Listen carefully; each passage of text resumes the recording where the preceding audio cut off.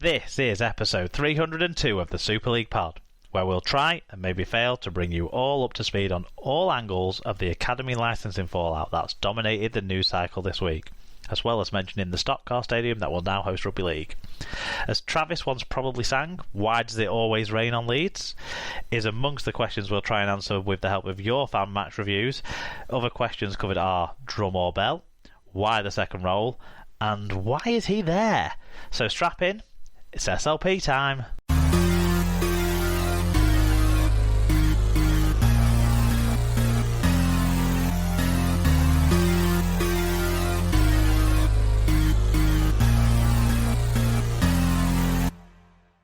Hello listeners, welcome along to episode 302 of the Super League Pod. This week you have myself, Mark, and joined by a late substitution.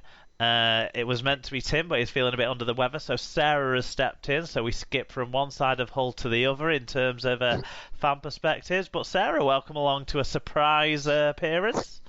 Yep, cameo appearance. Well, no, you're here for the whole show. Oh yeah, okay. All right, I'll stay for the full show. I mean, there was a few late swaps around in Super League teams this weekend, so I didn't know if you maybe wanted to be Jesse Senny Lefeo having to play in the centres, or maybe Artemur getting a go for Catalan at the full-back spot later on. So I'll be him, yeah. Yeah. I thought you might choose that option. Good stuff. Well, seeing as you're here, do you want to tell us about our episode sponsor?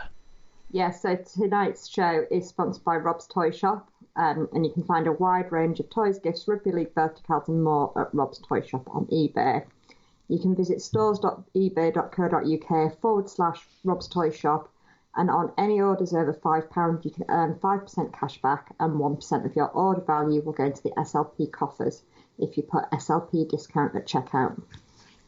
Great stuff. Thanks to Rob's Toy Shop. Please do check out what you can get over there on eBay from Rob's Toy Shop. The show this week, we've got one big news story to focus on this week, really, and it won't be Bradford returning to Odsal, but as that hints at, there are some other smaller stories that we'll cover too in the news, but it'll mainly be the academy fallout. We've got fan reviews from every Super League game across round 7, plus the Women's Cup semi-finals will be the dominant force in other results. Then we'll make our guesses for round 8 of Super League, Sarah. But before we go on to any of that, I thought in the opening it might be nice to have a catch-up with you about being back in the stadium, because you're the only one of the co-hosts that's been back in. Well, Tim has as a working on a match day capacity, but as a fan capacity, you're the only one that's been back in the stadium. So you were back in for Hull FC versus Catalans last Monday night. We're not going to talk about the Hull FC performance or the result, but what was it like to be back in the ground?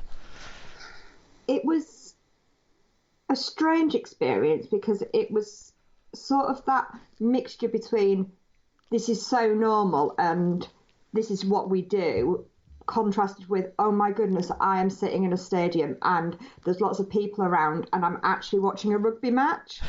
Do you know what I mean? It was that juxtaposition between the two. Something that's so foreign to what's been the last 12, 14 months, but then again, something that's so familiar for your other 30 odd years of your life. Exactly. So it was, we were sitting we were about 10 rows behind where we normally would sit, but almost identical seats. So largely it was a similar feel in terms of where we were. We weren't in a different stand or anything. Was that just you and Joshua, or was your dad able to group with you as well? Yeah, he was able to be with us as well, because of the two household things. Mm-hmm. So, yeah, we had to put our masks on really early. And this was something that struck me watching the Leeds match yesterday, that they didn't seem to have to wear masks, yet we were told we did have to. All the games I saw on Monday night, any footage of or feedback from, was it seemed like masks were quite well adhered to, whereas, in the Leeds game, it seemed a bit different. So I don't know if different clubs are operating different policies. I think some clubs are being more cautious to try and make sure they maintain any sort of safety audits that might come about to make sure they can maximise the amount of people they can get in. I don't know. Yeah, in terms of spacing, so obviously there were three of us, and then I think there were maybe 3 or 4 empty seats, and then the next group of people, and we had 2 clear rows in front of us as well before the next people. What did it feel like atmosphere-wise? It there was a buzz at times, but I think when you've got 5,500 people in a 25,000 stadium, it's difficult to get much going. Because I've seen some of the other games, some of the other grounds, all of them are smaller grounds than your ground so far, but where it's almost sounded a little bit more. Well, not more, but there's been as much atmosphere generated because instead of all the fans being in one location, because they were spread more about, you were getting pockets of noise joining each other from all around the ground rather than a few super concentrated pockets of noise. What was it like when the players came out for that first time? So Sneedy obviously comes out on his own and gets massive roar. And then, the next group come out to warm up, and again, there's the big roar. And, that was special. I think in terms of noise distribution, because we had the Upper West even open, people were very dispersed. A lot of people who couldn't get into the East Stand like they would normally said that they were sitting in the Upper West and things. So I saw our old friend AK Steele sat high up in what is normally reserved for the press kind of level of height that you never see other than someone tweeting from their press seat. So there were a few different vantage points, weren't there, for the game?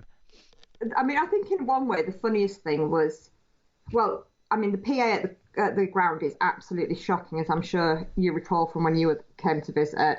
So you couldn't really hear much of what they were saying, but they kept telling us that at the end of the game, remain in your seats and you'll be instructed by stewards. And we realised that the stewards basically had, the Sky try and no try cards. Yeah. The stewards had those that said exit and remain seated, that they just held up for a block at a time. Oh, okay. Which just seemed quite amusing, really. But that was the level of high tech stewarding. Well, then they didn't have to rely on the shitty PA system. Fair point, yeah. That way, but no, it's great. It's great that you're back. I missed out on the small number of Wigan allocation to the Salford game at the weekend. Partly because I was sat in meetings when I found out that it was going to be going to be going on sale for the Wigan fans, and also I was a little bit cautious because I was having my jab on Friday afternoon about if I felt ill then I took a ticket that someone else could have taken, and all that pondering about in the end meant I didn't get a ticket, so I watched it on the R League still. But I'm well jealous, Sarah, of you and anyone else that got to be back in stadiums so far, and now I think it just feels like another step in the right direction. Yeah, exactly. Massive positive. Yeah, I imagine for you and Joshua and your dad as well. It's a huge step back to normality and something that you like to go and do. So because we've almost had our main hobby taken off us. Yeah. Haven't we, Sarah? If we're honest, and now we're getting it back. So. That's exciting, and thanks for sharing your. You watch the game in a different way, don't you, when you're there to when you're watching on telly?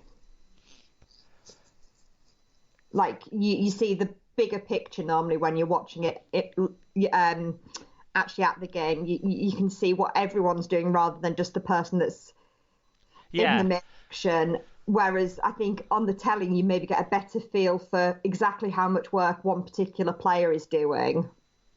You see more, and at the same time you see less, don't you? Because you see it way more one-sided, I think, when you're in the stands and don't see the replays as easily. Definitely, yeah. But that's part of the fan experience, isn't it? Getting it wrong for 2 hours and then finding out when you watch the replay back that it was fine. Yeah. Yeah. And my glasses just kept steaming up. That was my biggest problem with my mask. But, I'll take that to be able to go and watch it live in person. Good stuff. Well, more and more of us will get to be doing that soon, and it'll start feeling more and more like normal as long as we keep being safe and getting things done the way they need to get done right now. So that's great stuff. We're now going to move on to news from around the world of rugby league.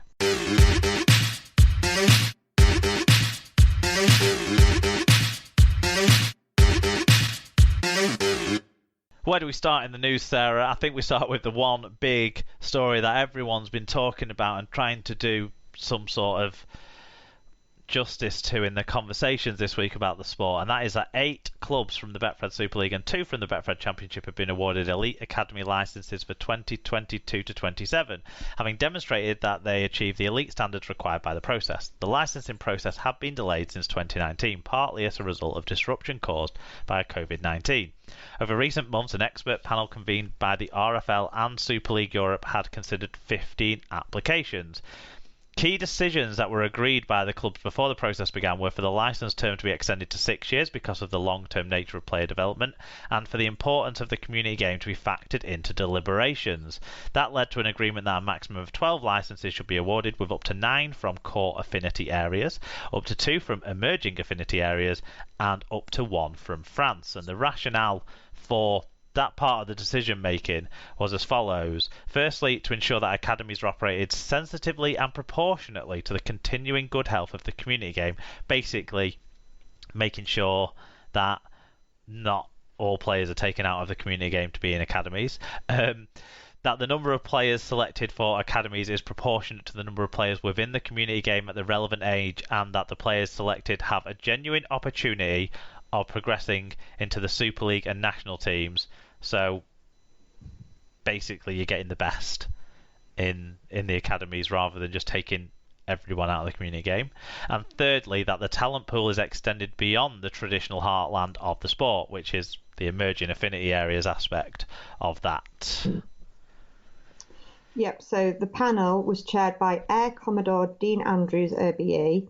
The RFL representation was led by Dave Rotherham, who's the Chief On-Field Officer, also including Mark Lovering, the Director of Participation and Development, Samantha Allen, Head of Professional Game Delivery, and Paul Medley, the National Player Progression Manager.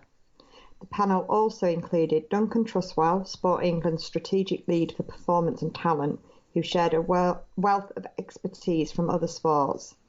The 10 clubs who were awarded elite academy licences for 2022 to 27 are Catalan Dragons, Huddersfield Giants, Hull FC, Leeds Rhinos, London Broncos, Newcastle Thunder, St Helens, Wakefield Trinity, Warrington Wolves and Wigan Warriors.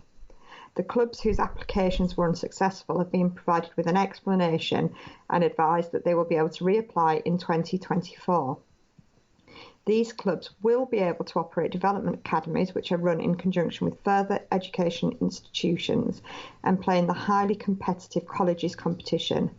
This does not cause the same level of disruption to the community game with matches played over the winter-spring season. Super League clubs will be required to run reserves when that competition returns in 2022, and other clubs have the option of doing so. We've managed to read out all the stuff from the press release, Sarah, but the headline, I suppose, that people might see behind that, and the one that's caused all the ire, is that Bradford, Castleford and Hull KR have lost their academy licences, and Lee and Salford, who applied to gain academy licences, elite academy licences that they didn't previously have, also were unsuccessful in their applications. And it's probably going to lead into the fan views, isn't it? Do you want to start with the first of those? Yeah, so Tom Andrews said, short-sighted by the RFL and one of the worst decisions in recent memory. Decreasing opportunities for young players is so backwards it's untrue. Hopefully there's some sort of appeal system because it's a joke. David Hunter said, as an Aussie, I need this explained in more detail. Why can't every team have an academy? Fatboy Rob said, player participation is down across the board. The RFL's solution, less academies. A jerk of a decision from a jerk of an organisation. The funding isn't the issue, although 100,000 a year wouldn't go amiss, but it looks like